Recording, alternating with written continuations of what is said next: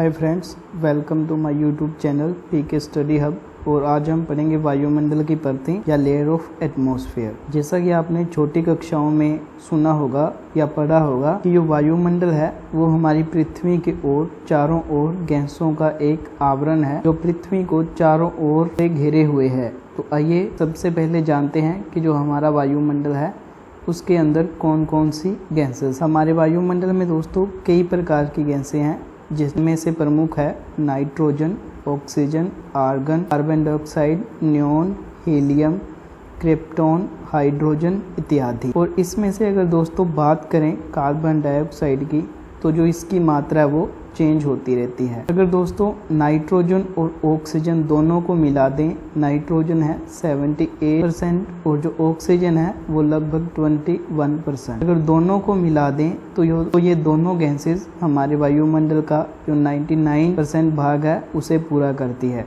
तो आइए दोस्तों अब जानते हैं कि ये जो हमारी गैसेस हैं इनकी क्या इंपॉर्टेंस है। वायुमंडल अनेक गैसों का मिश्रण है, जिसके अंदर जो हमारी गैसें हैं उनके अलावा जलवाष्प और धूल के कण भी पाए जाते हैं। जलवाष्प का अर्थ होता है वाटर वेपर। आइए सबसे पहले दोस्तों जो नाइट्रोजन है उसकी इंपॉर्टेंस के बारे में जानते हैं। इसकी खोज स्कॉटलैंड वैज्ञानिक डैनियल रदरफोर्ड ने 1773 के अंदर की। इसका जो पुराना नाम था वो था एजोट और 1790 के अंदर इसका नाम नाइट्रोजन रखा गया। वायुदाब, पवन की शक्ति और जो प्रकाश का परावर्तन यानी रिफ्लेक्शन ऑफ लाइट हमें नाइट्रोजन के कारण ही पता लगते हैं। हमारे शरीर में एमिनो एसिड जिसकी मदद से प्रोटीन बनता है उसमें भी नाइट्रोजन सहायक है। न्यूक्लिक एसिड जिससे डीएनए आरएनए बनते हैं उसके लिए भी नाइट्रोजन है वही उत्तरदायी है। नाइट्रोजन की मदद से नए जीन्स बनते हैं। जो लेगुमिन्स पौधे हैं उनसे वायुमंडल नाइट्रोजन पोषक तत्वों की पूर्ति होती है। जैसे दोस्तों आपको पता है जो पेड़ पौधे हैं उनको बढ़ने फूलने के लिए नाइट्रोजन चाहिए, और जो नाइट्रोजन है वो मिट्टी से प्राप्त करते हैं अपनी रूट्स के द्वारा। तो इस प्रकार मिट्टी के अंदर जो नाइट्रोजन है उसकी कमी हो जाती है। मिट्टी के अंदर नाइट्रोजन की कमी को पूरा करने के लिए जो हमारे किसान भाई हैं उनके द्वारा जो फलीदार पौधे हैं वो लगाए जाते हैं, जिससे जो हमारी ज़मीन है उसके अंदर जो नाइट्रोजन है उसकी जो कमी है वो पूरी हो जाती है। और जो जहाज़ के टायर हैं उनमें भी नाइट्रोजन भरी रहती है, जिससे जो टायर है जिससे टायर का लाइफ टाइम बढ़ सके। नेक्स्ट है दोस्तों ऑक्सीजन, जो कि वायुमंडल का 20.9 या 21% है। यह 64 किलोमीटर तक पाई जाती है, यानी कि ये हमारी पृथ्वी अगर हम इससे ऊपर जाएं या किसी भी तरफ जाएं पृथ्वी से वायुमंडल में तो 64 किलोमीटर तक है जो ऑक्सीजन है वो पूर्ण मात्रा में पाई जाती है। यह ईंधन जलाने में काम आती है। दोस्तों ऑक्सीजन खुद नहीं जलती, लेकिन जो भी पदार्थ जलते हैं उन्हें जलाने के लिए सहायक है। और मानव के लिए प्राणवायु, ये तो आपको पता ही है, जो मानव है उसके लिए यह प्राणवायु है। वायुमंडल का 97% भाग 29 किलोमीटर तक पाया जाता है, यानी कि यह हमारी पृथ्वी हो गई। और अगर इसके ऊपर बात करें 29 किलोमीटर तक, तो हमारा जो वायुमंडल है उसका 97 जो प्रतिशत भाग है वो यहाँ तक पाया जाता है। नाइट्रोजन और ऑक्सीजन दोनों मिलकर वायुमंडल का 99% है। ये मैंने दोस्तों पीछे बता दिया है। जो अल्टीमीटर है उसके द्वारा वायुदाब और जो तापक्रम है इन दोनों के संबंध का अध्ययन किया जाता है। वायुदाब का अर्थ होता है दोस्तों किसी भी स्थान पर वायु के द्वारा दिया गया दबाव। तो जो हमारा वायुमंडल है उसको दोस्तों हम टेम्परेचर, डेंसिटी इत्यादि के आधार पर 5 परतों के अंदर बांटते हैं, जिसमें हमारी पहली परत है ट्रोपोस्फीयर, दूसरी स्ट्रेटोस्फीयर, फिर मेसोस्फीयर, थर्मोस्फीयर, एक्सोस्फीयर। अगर हिंदी के अंदर बात करें क्षोभ मंडल, समताप मंडल, मध्य मंडल, आयन मंडल और भारी मंडल। तो आगे दोस्तों इन सभी की हम जो विशेषताएं हैं वो डिटेल में पढ़ेंगे। और अगर बात करें इनके अंदर टेम्परेचर की, अगर हाइट की बात करें तो जो हमारा ट्रोपोस्फीयर या क्षोभ मंडल है उसकी जो औसत ऊंचाई है दोस्तों वो 13 किलोमीटर तक है। और इसके अंदर हम जैसे जैसे ऊपर जाते हैं तो जो तापमान है वो घटता जाता है। उसके बाद नेक्स्ट है दोस्तों स्ट्रेटोस्फीयर, या समताप मंडल। समताप का अर्थ होता है समान। इसके अंदर 20 या 25 किलोमीटर तक तापमान में कोई चेंजेस नहीं होती, लेकिन उसके बाद जो तापमान है वो बढ़ने लगता है। हमारा टेम्परेचर इसलिए बढ़ने लगता है क्योंकि यहाँ पे ओजोन लेयर है और ये सूर्य से आने वाली पराबैंगनी किरणों को सोखती है। इसी कारण यहाँ पे जो टेम्परेचर है वो बढ़ जाता है। उसके बाद है दोस्तों मेसोस्फीयर या मध्य मंडल। इसके अंदर जो टेम्परेचर है वो कम होके, जैसा आप नीचे देख रहे हैं, -100 डिग्री हो जाता है। इसी कारण इसे सबसे ठंडा मंडल भी कहा जाता है। उसके बाद दोस्तों जो हमारा टेम्परेचर है वो कंटिन्यूस बढ़ता चला जाता है। तो आइए एक एक लेयर को हम विस्तार में पढ़ते हैं। वायुदाब, तापक्रम, घनत्व परिवर्तन के आधार पर वायुमंडल को 5 परतों में बांटा जाता है। जो हमारी पहली परत है या पहला हमारा मंडल है वो है क्षोभ मंडल, जिसे परिवर्तन मंडल भी कहा जाता है। और इसी के साथ इसे दोस्तों संवहन मंडल भी बोला जाता है। और इंग्लिश में बात करें तो ट्रोपोस्फीयर। ट्रोपोस ग्रीक भाषा का शब्द है जिसका अर्थ है परिवर्तन। कर्क रेखा, मकर रेखा पर ऊंचाई 15 से 20 किलोमीटर। ये मैं बता देता हूँ दोस्तों, जो कर्क और मकर रेखा है उनके ऊपर ऊंचाई बहुत ज़्यादा क्यों है, क्योंकि जो हमारी पृथ्वी है उसके ऊपर 23.5 डिग्री उत्तर में कर्क रेखा, जिसे ट्रॉपिक ऑफ कैंसर, और दक्षिण के अंदर, साउथ के अंदर 23.5 डिग्री पे ट्रॉपिक ऑफ कैप्रिकॉर्न है। इन दोनों के बीच जो सूर्य की किरणें हैं वो सीधी पड़ती हैं। इसी कारण यहाँ की वायु गर्म होकर ऊपर की ओर उठती है। इसी कारण जो जहाँ का वायुमंडल है उसकी ऊंचाई अधिक है। ध्रुवों पर 10 किलोमीटर है और शीतकाल में बहुत कम ऊंचाई हो जाती है। और औसत ऊंचाई की बात करें तो 15 किलोमीटर है दोस्तों इसकी। और जो NCERT में दिया हुआ है वो है 13 किलोमीटर। इसकी प्रमुख विशेषता यह है दोस्तों कि ऊंचाई के साथ जो तापमान है उसमें कमी आती है। 1 किलोमीटर पर 6.5 डिग्री सेल्सियस या फिर 165 मीटर पर 1 डिग्री सेल्सियस जो तापमान है वो कम होता जाता है, जिसे सामान्य ताप ह्रास दर या normal lapse rate of temperature कहते हैं। ये क्वेश्चन कई बार एग्जाम में पूछा गया है। जो मौसम संबंधी घटनाएं हैं जैसे बादल बनना, आंधी आना, वर्षा होना, चक्रवात आना, यह सभी इसी मंडल में होती है। ये दोस्तों हमारा ट्रोपोस्फीयर या क्षोभ मंडल है। जैसे बारिश का होना, बिजली का कड़कना, चक्रवात आना, यह सभी जो क्रियाएं हैं वो इसी मंडल के अंदर होती है। और इसे संवहन मंडल इसलिए कहा जाता है क्योंकि इसके अंदर जो हवाएं हैं वो नीचे से ऊपर की तरफ चलती हैं, क्योंकि हवा यहाँ से गर्म होके ऊपर की ओर उठती है। क्षोभ मंडल के ऊपर ही दोस्तों 1.5 किलोमीटर मोटी एक पट्टी है जिसे क्षोभ सीमा कहा जाता है। और जो यहाँ पे तापमान है वो स्थिर हो जाता है। वायु का तापमान भूमध्य रेखा पर -80 डिग्री सेल्सियस और ध्रुवों पर -45 डिग्री सेल्सियस रहता है। इस परत के नज़दीक ही जेट पवन चलती है। जो जेट पवन है दोस्तों वो 12 से 13 किलोमीटर के बीच चलती है। और जो इनकी स्पीड होती है वो दोस्तों 300 से 400 किलोमीटर प्रति घंटा के बीच होती है। यहीं पर राष्ट्रीय वायुयान उड़ते हैं तथा अंतर्राष्ट्रीय वायुयान इस परत को पार करके समताप मंडल में चले जाते हैं। यानी कि जिन्हें थोड़ी दूरी तय करनी होती है वो वायुयान ट्रोपोपाउस में उड़ते हैं, और जिन्हें लंबी दूरी तय करनी होती है वो वायुयान ट्रोपोपाउस को पार करके उसके ऊपर जो मंडल है समताप मंडल, उसके अंदर पहुंच जाते हैं। नेक्स्ट है दोस्तों समताप मंडल या स्ट्रेटोस्फीयर। स्ट्रेटोस ग्रीक भाषा का शब्द है जिसका अर्थ है स्थिर सेना। इसकी जो खोज है वो 1902 में की गई। ऊंचाई की बात करें तो 50 किलोमीटर तक इसकी ऊंचाई है। समताप मंडल में वायु हॉरिजॉन्टल या क्षैतिज दिशा में चलती है। जैसा कि मैंने बताया जो क्षोभ मंडल है उसके अंदर वायु इस प्रकार चलती है, लेकिन जो हमारा समताप मंडल है उसके अंदर वायु हॉरिजॉन्टल या क्षैतिज जो दिशा है उसमें चलेगी। 1898 के अंदर टिसेरिस दी बोट ने फ्रांस में ट्रैपी स्थान पर ध्वनि गुब्बारों से पता लगाया कि 11 किलोमीटर से ऊपर तापमान है वो समान रहता है।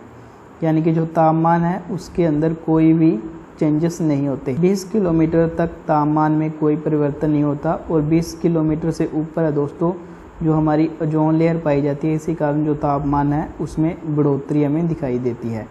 ओजोन पर 15 से 35 किलोमीटर या कहीं कहीं पे आपको दोस्तों 30 से 50 किलोमीटर तक मिलेगा। जो सबसे घनी है ओजोन लेयर वो 22 किलोमीटर पर है। वासु तथा फेब्री ने बताया ओजोन परत में पराबैंगनी जो किरणें हैं वो नष्ट हो जाती हैं, ये आप सभी को पता ही है।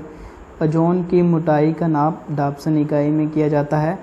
बसंत ऋतु में ओजोन की मात्रा अधिक और पतझड़ ऋतु में कम होती है। 30 से 50 किलोमीटर के बीच ओजोन सिकुड़ती तथा फैलती रहती है। और इसी मंडल में दोस्तों कई बार है जो हमें बादल दिखाई देती हैं, जिन्हें मदर ऑफ पर्ल्स या नेक्ट्रस कहते हैं। इसमें दोस्तों दिखाया गया है कि जो ओजोन है वो कैसे बनती हैं। जैसे हमारे पास यहाँ पे ऑक्सीजन के 2 अणु हैं, जैसे ऑक्सीजन का फॉर्मूला है O2, और जब अल्ट्रावायलेट किरणें इनके ऊपर पड़ती हैं तो इन्हें तोड़ के अलग अलग कर देती हैं, यानी कि ये ऐसे अलग अलग हो जाते हैं। और उसके बाद दोस्तों ये एक अणु ऑक्सीजन के दूसरे अणु के साथ जुड़ जाता है और O3 बना लेता है, इसी को हम ओजोन कहते हैं। ये हमारा दोस्तों स्ट्रेटोस्फेयर या जो समताप मंडल है वो दिखाया गया है। ये दोस्तों यहाँ पे जो रंग बिरंगे कई बार हमें बादल दिखाई देते हैं वो है जिन्हें मदर ऑफ पर्ल्स या नेक्ट्रस कहा जाता है। इसकी ऊंचाई की बात करें तो 15 किलोमीटर तक है। और जो हमारी ओजोन है वो आप देख रहे हैं 20 से जो 30 किलोमीटर का एरिया है उसके अंदर ज़्यादा पाई जाती हैं। और जो हमारे विमान हैं या जो वायुयान है वो इसी मंडल के अंदर जो ज़्यादा दूरी तय करते हैं वो उड़ते हैं। नेक्स्ट है दोस्तों मध्य मंडल, जिसकी ऊंचाई 50 से 18 किलोमीटर तक है और तापमान है वो -100 डिग्री सेल्सियस हो जाता है और इसी कारण से सबसे ठंडा मंडल कहा जाता है। इसी मंडल के अंदर जो हमारे उल्कापिंड है वो जलकर नष्ट होते हैं, जिन्हें हम रात में टूटते हुए तारे कहते हैं। यह हमारी पृथ्वी है और इसके जो बाहर हमारा अंतरिक्ष है उसके अंदर दोस्तों जो हैवी मटेरियल है के जो टुकड़े हैं वो उड़ते रहते हैं और जो गुरुत्वाकर्षण बल है उसके कारण वो पृथ्वी की ओर चले आते हैं और जैसे ही वायुमंडल के अंदर एंटर करते हैं तो वो जलकर नष्ट हो जाते हैं। तो 15 से जो 60 किलोमीटर का दायरा है उसे दोस्तों ट्रबोस्फीयर कहा जाता है। इसके बाद है दोस्तों आयन मंडल, जो इसकी ऊंचाई है वो 80 से 400 किलोमीटर और कहीं कहीं पे आपको जो 600 किलोमीटर है वो देखने को मिलेगी। ऑक्सीजन और नाइट्रोजन के कण सूर्य से आने वाली एक्स और गामा किरणों के साथ रिएक्शन करते हैं, जिन्हें आयनीकरण कहते हैं। आयन इस परत का दोस्तों मुख्य काम ये है कि जो पृथ्वी से ट्रांसमिटेड जो रेडियो तरंगे हैं उनको ये रिफ्लेक्ट करके वापस पृथ्वी पर भेज देते हैं, जिससे जो हमारा ट्रांसमिशन है उसमें दोस्तों हमें सहायता मिलती है। यह परत रात में सिकुड़ जाती है और दिन में फैल जाती है। दिन में यहाँ तापमान अधिक होने के कारण इसे थर्मोस्फीयर कहा जाता है। तो दोस्तों आयन मंडल को थर्मोस्फीयर भी कहा जाता है। जैसा आप इस पिक्चर के अंदर देख रहे हैं, डे के अंदर डी, ई और एफ परत दिखाई दे रही है, जबकि नाइट के अंदर हमें एफ, ई और एफ परत ही दिखाई दे रही है। तो दोस्तों ये क्वेश्चन पूछा जाता है कि जो आयन मंडल है उसको कितनी परतों के अंदर बांटा जाता है। तो डी, ई, एफ और एक परत और है दोस्तों जी, इन परतों के अंदर इसे डिवाइड किया जाता है। 80 से 130 किलोमीटर है, इसे कैनली हैवी साइड लेयर के नाम से भी जाना जाता है। 300 से 400 किलोमीटर के बीच एपल्टन या बार्नेट लेयर के नाम से जाना जाता है। और दोस्तों जो डी लेयर है हमारी वो रिफ्लेक्ट करती है लॉन्ग वेव्स को, ई परत रिफ्लेक्ट करती है मीडियम वेव्स को और जो एफ परत है वो दोस्तों रिफ्लेक्ट करती है शॉर्ट वेव को। दोस्तों इनकी हाइट अलग अलग बुक्स में अलग अलग दी हुई है। इनकी हाइट्स एग्ज़ाम में बहुत कम पूछी जाती हैं। इनका नाम पूछा जाता है और यह कौन सी वेव्स या किरणों को रिफ्लेक्ट करती है ये क्वेश्चन पूछा जाता है। इसके ऊपर जो हमारी जी परत है दोस्तों उसके अंदर हमारे जो अरोरा एक्टिविटी है वो देखने को मिलती है, जिसे दोस्तों उत्तरी ध्रुव पर अरोरा बोरेलिस कहा जाता है और जो दक्षिणी ध्रुव पर उस पे दोस्तों अरोरा ऑस्ट्रेलिस कहा जाता है। ये दोस्तों आपने कई पिक्चर के अंदर सीन देखे होंगे, ये दोस्तों ऐसे सीन ध्रुवों से ही दिखाई देते हैं। उसके बाद दोस्तों एक्सोस्फीयर या वायुमंडल है, जो कि 400 से 1000 किलोमीटर या 600 से 1000 किलोमीटर के बीच पाया जाता है।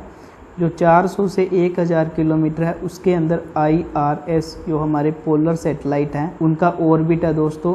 तो कई बार क्वेश्चन पूछ लिया जाता है कि जो IRS है वो कैसे सैटेलाइट है, तो ये पोलर सैटेलाइट है। इनका अर्थ ये हुआ कि ये हमारी पृथ्वी है तो ये नॉर्थ पोल से साउथ पोल का चक्कर लगाएंगे इस प्रकार। ये दोस्तों ज़्यादातर हमें वेदर के बारे में बताते हैं। 3600 किलोमीटर पर दोस्तों जियो स्टेशनरी सैटेलाइट, जिसे इनसेट बोला जाता है, जिसकी फुल फॉर्म है इंडियन नेशनल सैटेलाइट, इनको छोड़ा जाता है। ये दोस्तों जो सैटेलाइट है ये हमारा जो कम्युनिकेशन सिस्टम है या जो हमारा टीवी चैनल चलते हैं उनके अंदर दोस्तों सहायक है।